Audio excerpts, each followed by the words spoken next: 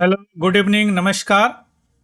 भारत ने इंडिया ने एक बहुत बड़ा उपलब्धि हासिल की है with regard to renewable energy resource, यानी नवीकरणीय एनर्जी। चूंकि इंडिया ने इस साल यानी इस फाइनेंशियल ईयर लगभग 18 point something gigawatt energy add किया है रिन्यूएबल एनर्जी रिसोर्स में। मींस जो भी अगर पिछले साल एक्स होता था उसमें 18 गीगावाट इस साल ऐड कर दिया है। 1000 मेगावाट बराबर 1 गीगावाट होता है। क्लियर। अब चलिए देखते हैं न्यूज क्या है। Ministry of new and renewable energy ने यह रिपोर्ट रिलीज किया है। इस रिपोर्ट के अनुसार इंडिया रिकॉर्ड है इस साल का या और किसी भी साल का, या पहली बार ऐसा हुआ है कि इंडिया ने 18.48 गीगावाट एनर्जी इस फाइनेंशियल ईयर में ऐड किया है। मींस अगर पिछले साल से इसका कंपेयर करें तो 21% से ज्यादा हाइयर हुआ है। क्लियर। अगर पूरा all installed renewable energy capacity की बात करें तो वह है 143.64 गीगावाट।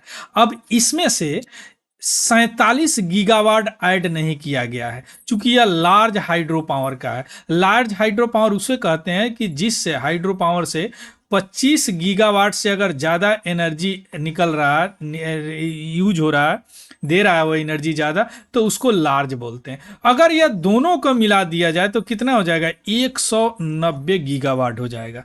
जबकि हम लोग 2030 तक 500 गीगावाट रिन्यूएबल एनर्जी कोशिश कर रहे हैं उत्पादन करने का रिन्यूएबल एनर्जी से। तो एनर्जी तो उसको अगर करने के लिए 310 चाहिए और 6 साल है अभी, तो लगभग 50 गीगावाट पर साल एनर्जी पर ईयर एनर्जी हमको और बढ़ाना पड़ेगा। क्लियर। लेकिन इस साल यह रिकॉर्ड एनर्जी 18.48 गीगावाट इंडिया ने ऐड किया है। अब देखिए इसमें रिन्यूएबल एनर्जी एनर्जी तो सबको पता है क्या होता है, ऊर्जा। अभी हर चीज ऊर्जा पे ही डिपेंड हो रही है। गाड़ी चल रहे हैं पेट्रोल से चल रहा है, ट्रेन चल रहा है बिजली से चल रहा है, एरोप्लेन चल रहा है वो भी जेट फ्यूल से चल रहा है ना। हमारे घरों में इलेक्ट्रिसिटी चल रहा है, हमारे इक्विपमेंट अभी जो लैपटॉप से पढ़ा रहा हूँ इसमें भी बैटरी चल रहा है, इसको भी रिचार्ज किया जाता है। यानी हर चीज एनर्जी से है। तो हमारा जो इकोनॉमी है ना, पूरी तरह अभी एनर्जी बेस्ड हो गया है। यानी जिस देश में अगर कम एनर्जी का यूज हो रहा है, इसका मतलब कि उनका इकोनॉमी उतना अच्छा नहीं है ना। अब यह सवाल उठता है कि रिन्यूएबल एनर्जी रिसोर्स क्या है। तो सबसे पहले एनर्जी रिसोर्स की बात करते हैं। एनर्जी रिसोर्स जिससे एनर्जी निकलता है, जिससे हम एनर्जी निकाल के यूज करते हैं, है ना, उसको एनर्जी सोर्स या एनर्जी रिसोर्स बोलते हैं। तो एक तो हम लोग बहुत पहले से यूज कर रहे हैं जिसको ट्रेडिशनल एनर्जी या कन्वेंशनल एनर्जी भी बोलते हैं। और उसको नॉन रिन्यूएबल इसलिए बोलते हैं कि इसको रिन्यू नहीं किया जा सकता। यानी एक समय ऐसा आएगा कि यह खत्म हो जाएगा। जैसे फॉसिल फ्यूल, जीवाश्म ईंधन में करोड़ों साल पहले जीव धरती के अंदर दब गए और करोड़ों डिग्री टेम्परेचर और प्रेशर के कारण यह फ्यूल बन गया। तो कभी ना कभी तो खत्म होंगे। उसी का एक पार्ट है ये भी है कोल। पेड़ पौधा अगर दब गए तो कोल बन जाते हैं। न्यूक्लियर फ्यूल ये भी एक यूरेनियम पर डिपेंड है ये भी। इसके अलावा नेचुरल गैस ये भी एक तरह का जीवाश्म फ्यूल हुआ है। नेचुरल गैस लेयरिंग होते हैं। तो ये सारे जो है कभी ना कभी तो खत्म हो जाएंगे। दूसरा प्रॉब्लम क्या है कि इनको यूज करने से बहुत ज्यादा पोल्यूशन भी होता है। कार्बन डाइऑक्साइड निकलते हैं, या तो इससे तो मीथेन ही है इसका मेन कंस्टिट्यूएंट, मीथेन निकलते हैं। इसके अलावा भी बहुत सारे पॉल्यूटेंट गैस निकलते हैं, है ना। तो हम लोगों ने क्या, अब एनर्जी तो कम नहीं किया जा सकता क्योंकि डेवलपमेंट चाहिए। तो एनर्जी का एक अल्टरनेट सोर्स हम लोगों ने ढूंढना शुरू किया जो अभी पूरी तरह डेवलप नहीं है। इसके रीन्यूएबल एनर्जी बोलते हैं, यानी नवीकरणीय। यानी यह इसका पोल्यूशन कम होगा, एकदम मिनिमम होगा, है ना। इसके अलावा यह एग्जॉस्टेबल नहीं है, जल्दी खत्म नहीं होगा। जैसे सूरज है बिलियन साल से चल रहा है ना। हाइड्रो पावर है पानी, है ना। जियो थर्मल है धरती के नीचे का गर्मी, विंड है, हवा तो चलता रहेगा, बायोमास है, पेड़ पौधा है, तो ये सब को एनर्जी को रिन्यूएबल एनर्जी बोलते हैं। इसे अल्टरनेटिव एनर्जी भी बोलते हैं, क्योंकि ये पूरी तरह डेवलप नहीं है, इसमें कई सारे और भी ऐड हो जाते हैं, जैसे हाइड्रोजन एनर्जी है ना, ये सारी अल्टरनेट में आते हैं। Clear? So this is the difference between renewable and non renewable energy resource. Clear? चलिए, अब अल्टरनेट एनर्जी रिसोर्स, अल्टरनेट और रिन्यूएबल में ज्यादा अंतर नहीं है, बस यहां समझिए कि रिन्यूएबल मीन्स रीन्यू किया जा सकते हैं, यानी जल्दी खत्म नहीं हो। अल्टरनेट मतलब वो अभी पूरी तरह डेवलप नहीं है, तो उसको अल्टरनेट एनर्जी भी बोलते हैं। क्लियर? बात बाकी सेम ही है। अब आते हैं इस रिपोर्ट के अनुसार, देखिए आरई मतलब रिन्यूएबल एनर्जी, नवीकरणीय एनर्जी, जो रिन्यूएबल एनर्जी कैपेसिटी है ना, हम लोग इंक्रीज किए हैं बहुत ज्यादा। देखिए 2014 में केवल 76.37 गीगावाट हम लोग उत्पादन करते थे, जबकि अक्टूबर 2023 का डाटा है यह 178.98 गीगावाट पैदा कर रहे हैं, मतलब लगभग 2.34 गुना हम लोगों ने बढ़ा दिए हैं एनर्जी। अब इसमें से जो 178.98 गीगावाट जो रिन्यूएबल एनर्जी है, अब रिन्यूएबल एनर्जी तो एक नहीं है, अभी आप देखें हैं कई तरह, उसमें सबसे ज्यादा सोलर है, 81 यानी 81.81 गीगावाट सोलर। उसके बाद स्थान है विंड एनर्जी का, पीटी वगैरह में खूब पूछते हैं। उसके बाद स्थान है बायोमास का।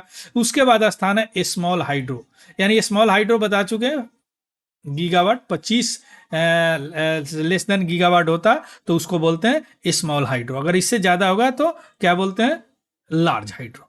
क्लियर? तो सबसे ज्यादा क्या है, सबसे ज्यादा सोलर है, उसके बाद में विंड है, उसके बाद में बायोमास है, और उसके बाद में हाइड्रो इलेक्ट्रिक है, वो भी कौन, less than gigawatt, 25 gigawatt. Clear? आ गया समझ में? अब इस सोलर को समझने के लिए फोटोवोल्टाइक सेल होता है, पैनल होता है, मॉड्यूल होता है।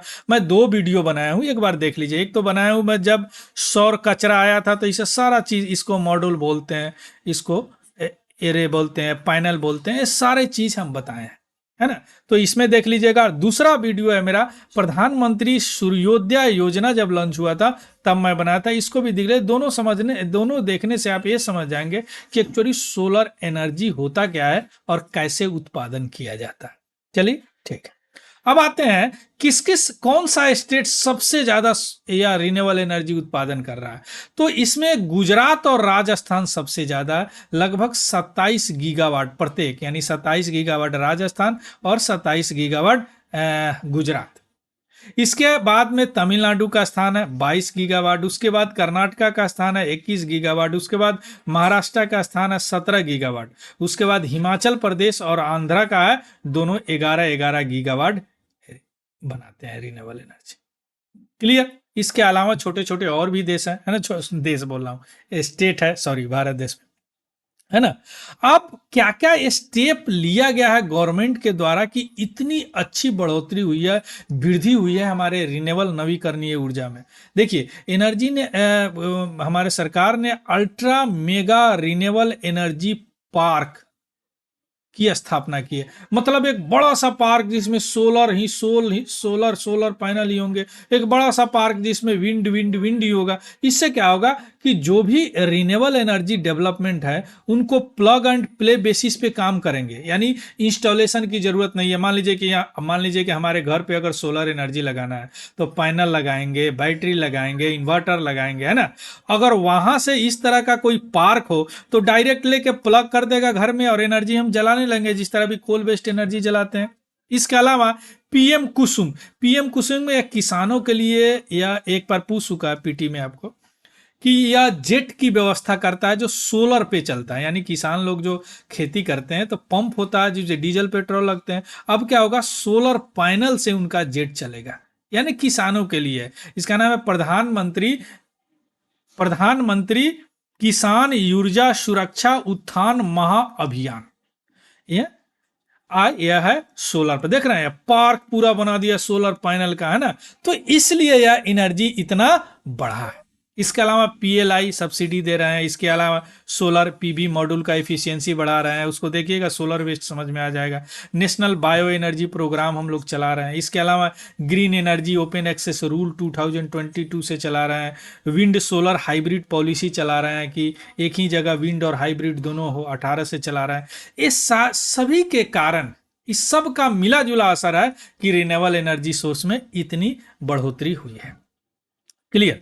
अब हम आते हैं क्या क्या चैलेंजेज अभी भी है। क्या है चैलेंजेज जो अभी भी variability and unpredictability of renewable energy resource में है। जैसे उसमें उसमें मैं बता चुका हूं उस 2 वीडियो में, अगर सोलर एनर्जी की बात है तो यह वेदर पे भी डिपेंड करता है, विंड एनर्जी की बात है ये भी वेदर पे डिपेंड करता है ना। तो इसका वेरिएबिलिटी है, कॉस्ट अभी हाई है इसका, इसलिए गवर्नमेंट बहुत ज़्यादा सब्सिडी दे रहा है ना। इंफ्रास्ट्रक्चर का भी कमी है, डेवलप करना पड़ेगा। पुअर फाइनेंशियल कंडीशन है अभी पावर डिस्ट्रीब्यूशन कंपनी का, तो वो लोग इसमें ज़्यादा, चूंकि इनमें इन्वेस्ट करना पड़ रहा है तो वो लोग ज़्यादा इसमें इंटरेस्ट नहीं ले रहे हैं। इसके अलावा ग्रिड प्रॉब्लम है इसका, है ना। जोग्राफिकल एडॉप्शन अभी नहीं है रिन्यूएबल एनर्जी का, बहुत लोग अनअवेयर है, इसलिए तो इसको नॉन कन्वेंशनल एनर्जी भी बोला जाता है या नॉन ट्रेडिशनल एनर्जी बोला जाता है।